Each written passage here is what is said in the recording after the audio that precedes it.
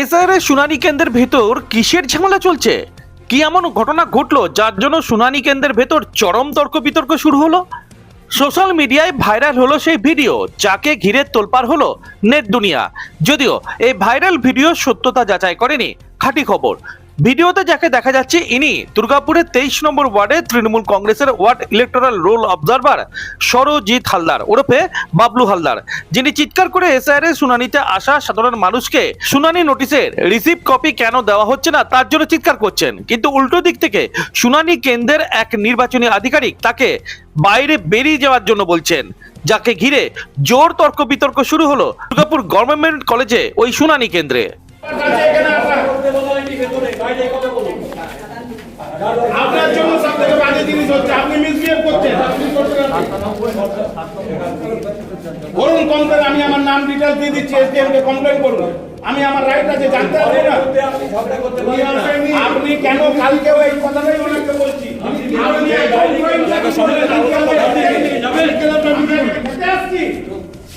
কি করবেন আপনি?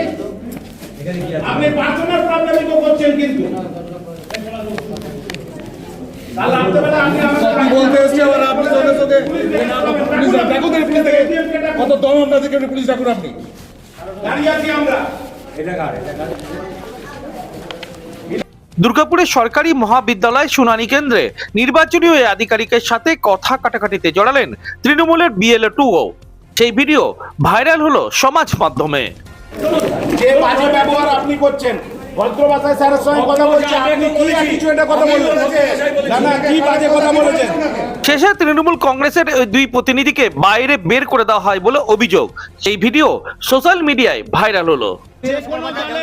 যে কোনো দলের BLO অথরাইজেশন লেটার থাকলে ঢুকবে। সেদিন ঢুকেছিলাম আমরা, কি করতে তাহলে যখন বিএলও নিয়ে গেল,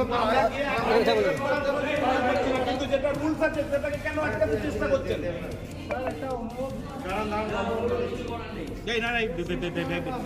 আমরা কেউ ভিতরে ঢুকিনি। 23 নম্বর ওয়ার্ডে তৃণমূল কংগ্রেসের ward electoral roll observer Sarajit Haldar ওরফে বাবলু হালদারের অভিযোগ, দুর্গাপুরে গভর্নমেন্ট কলেজে আসা সাধারণ মানুষকে শুনানি হওয়ার পর নোটিশের কোনো রিসিভ কপি দেওয়া হচ্ছে না। এতে বিপদে পড়বেন সাধারণ মানুষের, কারণ এতে হয়রানি বাড়বে। এরপর যদি শুনানির পর আবারও তাদেরকে ডাকা হয়, তখন তাদের হাতে কোনো নথি থাকবে না, যার ফলে চরম হয়রানির শিকার হবেন তারা। অভিযোগ 23 নম্বর ওয়ার্ডে তৃণমূলের ওয়ার্ড ইলেকটোরাল রোল অবজারভার সরজিৎ হালদারের। চলছে বিগত কদিন যাবত। কোথায়? Durgapur government college. আমি 23 নম্বর ওয়ার্ডের WERS, আমার BLA-2রা আমাকে রিপোর্টিং করাতে আমি বিগত দিনেও এসে প্রতিবাদ করলাম যে সুপ্রিম কোর্টের অর্ডার অনুযায়ী আপনারা যাদের হিয়ারিং হচ্ছে স্যারের যা কপি নিচ্ছে নিয়ে রিসিভ করবেন। ওনারা রিসিভ করছিলেন না, প্রতিবাদ করার পর দুদিন করেছেন, আবার আজকে সকাল থেকেও রিসিভ করছিলেন না।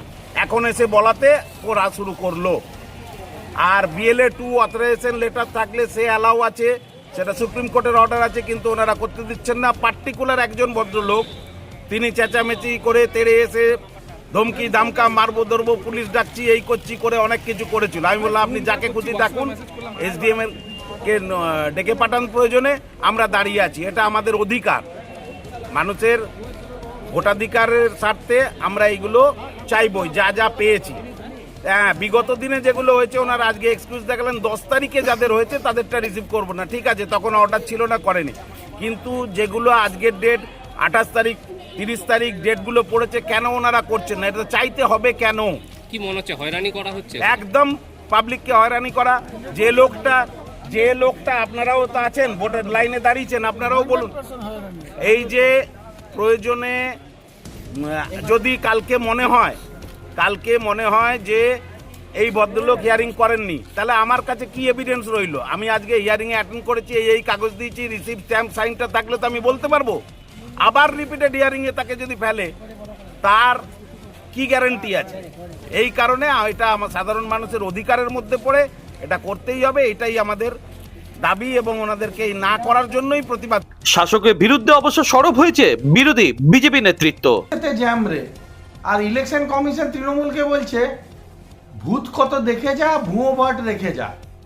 বর্তমানে তৃণমূল ভয় পেয়েছে এবং এই ভুতুড়ে ভোটার ও যে অনুপ্রবেশকারী ভোটার তাদেরকে আইডেন্টিফাই করা হচ্ছে এসআইআর এর মাধ্যমে।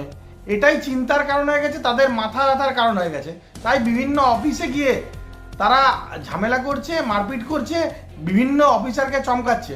কিন্তু এই সব করে কিচ্ছু লাভ হবে না, কারণ সাধারণ মানুষও বুঝে গেছে যে কাদের ভোটে, কোন ভূতের ভোটের দ্বারা তৃণমূল বিগত ইলেকশনগুলো জয়লাভ করেছে। কিন্তু 2026-এ ওই ভুতুড়ে ভোটারদের আশায় আর তৃণমূল বসে থাকতে পারবে না, কারণ সেই ভুতুড়ে ভোটার দিকে ইলেকশন কমিশন এসআইআরের মাধ্যমে বাদ দিতে চলেছে। এবং 26-এর ইলেকশনে ভারতীয় জনতা পার্টির সরকার পশ্চিমবঙ্গে অবশ্যই হবে।